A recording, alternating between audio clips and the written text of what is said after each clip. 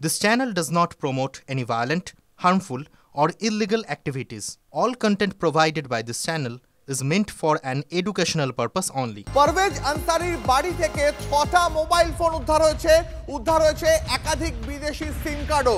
সুমন মহাপাত্র আমাদের সঙ্গে রয়েছেন। সুমন, বারবার জম্মু কাশ্মীর জুড়ে যতগুলো তল্লাশি অভিযান চলছিল সেখানে একটা লিঙ্ক বারবার আসছিল যে কোথাও একটা ভারতের বাইরে থেকে, এমনকি আমেরিকা, ব্রিটেন, পাকিস্তান এই রকম জায়গা থেকে এই ধরনের জঙ্গি গোষ্ঠীগুলোকে কখনো টাকা পয়সা দিয়ে সাহায্য করা হচ্ছিল, কখনো লজিস্টিক দিয়ে সাহায্য করা হচ্ছিল, কখনো আইডিওলজিক্যালি সাপোর্ট করা হচ্ছিল। আনসারির বাড়ি থেকে এই ৬টা মোবাইল ফোন আর একাধিক বিদেশি সিম কার্ড উদ্ধার সেই দিকেই কিন্তু ইঙ্গিত করছে।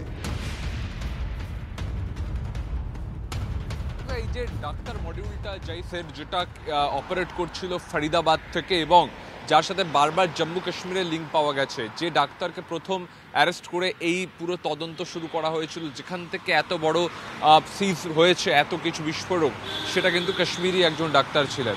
এবং এই পারভেজ আনসারির বাড়ি থেকে ৬টা মোবাইল ফোন তার সাথে বিদেশি সিম কার্ড উদ্ধার করার অন্যতম রিজন হচ্ছে এই পুরো মডিউলটা অপারেট হচ্ছে বিদেশ থেকে, বাইরে থেকে। এবং যেটা তদন্তকারী আধিকারিকরাও মনে করছেন, ডক্টর উমর কালকে যখন পার্কিং লট থেকে গাড়ি নিয়ে বেরোন তখন কিন্তু তিনি ওয়েট করছিলেন কমান্ডের জন্য যে কোথায় গাড়িটাকে নিয়ে যেতে হবে, কারণ বিস্ফোরকটা সরিয়ে ফেলাই মূল উদ্দেশ্য ছিল। তবে যে গাড়িতে ব্লাস্ট হয়েছে I-20, সেটা ছাড়াও আরও একাধিক গাড়ি ইনভলভ থাকার কথা জানা যাচ্ছে এবং সেই গাড়িগুলো কিন্তু এখনো সিজ করা যায়নি। এই মুহূর্তে ফুল স্ক্রিন প্লে করতে বলবো বিসিআর কে। ঠিক এই ব্রেকিংটা, ঘাতক I-20 গাড়ি ছাড়াও জৈশের ডাক্তার মডিউলের আরো দুটো গাড়ি এই মুহূর্তে তদন্তকারীরা খুঁজছেন। তার মানে এই ডক্টর মডিউলের কাছে সব মিলিয়ে 3টে গাড়ি ছিল, যার মধ্যে একটা তো লালকেল্লার কাছে ফেটে গেছে, আরো দুটো গাড়ি এই মুহূর্তে তদন্তকারীরা খুঁজছেন। সুমন মহাপাত্র আমাদের সঙ্গে রয়েছেন, আরো বিস্তারিত এই বিষয়ে বলবেন। সুমন, দেখো I-20টায় ব্লাস্ট হয়েছে, ফলস্বরূপ এই ক্যাজুয়ালিটিসগুলো হয়েছে এবং সেখানে যে বিস্ফোরক ছিল দ্যাট ইজ ভেরি ক্লিয়ার। কিন্তু এই যে আরও দুটো গাড়ি, সেই দুটো গাড়ি কোথায় আছে? সেই দুটো গাড়িও কি বিস্ফোরক সরিয়ে ফেলার কাজ করছিল? তাহলে কিন্তু সেই দুটো গাড়িও ভালনারেবল, সেই দুটো গাড়িকে দ্রুত লোকেট করা প্রয়োজন। তদন্তকারী আধিকারিকরা এখন যুদ্ধকালীন পরিস্থিতিতে সেই দুটো গাড়ির খোঁজ করছেন। ইতিমধ্যেই কিন্তু টাওয়ার লোকেশন জানা যাচ্ছে এবং সেই দুটো গাড়িকে লোকেট করার জন্য যাবতীয় যা যা ইনস্ট্রুমেন্টকে ব্যবহার করা প্রয়োজন তদন্তকারী আধিকারিকরা এখন সেই কাজটাই করছেন। 3টে গাড়ি মোট ইনভলভ ছিল, তার মধ্যে একটা গাড়ি ডক্টর উমর চালাচ্ছিলেন, বাকি দুটো গাড়ি কারা কোথায় নিয়ে গেল সেটাই এখন খুঁজে বের করার চেষ্টা চলছে।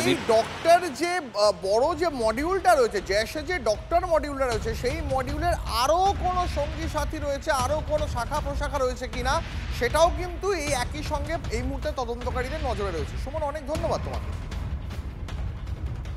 আর এই মুহূর্তে যে প্রশ্নটা বড় হয়ে দেখা দিচ্ছে, লালকেল্লার সামনে বিস্ফোরণের সময় যে বিস্ফোরক বোঝাই ঘাতক I-20 গাড়ি, সেই গাড়ির ভিতরে উমারি ছিল তো?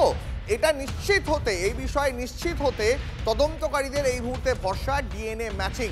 তার কারণ বিস্ফোরণের তীব্রতায় সোমবার ডক্টর উমারের যে দেহ সেটা ছিন্ন ভিন্ন হয়ে গেছে, এতটাই ছিন্ন ভিন্ন হয়ে গেছে যে সেটা শনাক্ত করতে সমস্যা হচ্ছে।